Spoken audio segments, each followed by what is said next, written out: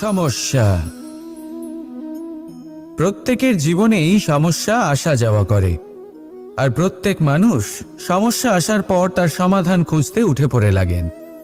কিন্তু যখনই সমস্যার সমাধান হয়ে যায়, আমরা সুপ্রসন্ন হয়ে যাই এবং অসাবধানও হয়ে যাই। আমাদের মনে হয় যে আমরা সম্পূর্ণরূপে সমস্যার অন্ত করেছি, কিন্তু কোথাও না কোথাও একটা ছোট্ট বীজ রয়েই যায়, আর সেই বীজ আমাদের অসাবধানতার ছত্রছায়ায় বড় হতে থাকে, আর তারপর মহা সংকট হয়ে আবার আমাদের উপর আক্রমণ করে। এই সংকট যে কোনো রূপে আসতে পারে, কোনো শত্রুর রূপেও আসতে পারে, বা কোনো মহামারীর রূপেও আসতে পারে। সেই জন্য সবসময় সাবধান থাকাই উচিত, কারণ অসাবধান হলে কি হয়, আমাদের সুরক্ষা চক্রে একটা ছেদ উৎপন্ন হয়, আর আমাদের শেষ করতে পারে এমন এক বাণ সেই ছেদ বিন্দু হয়ে আমাদের হৃদয়ে প্রবেশ করতে পারে।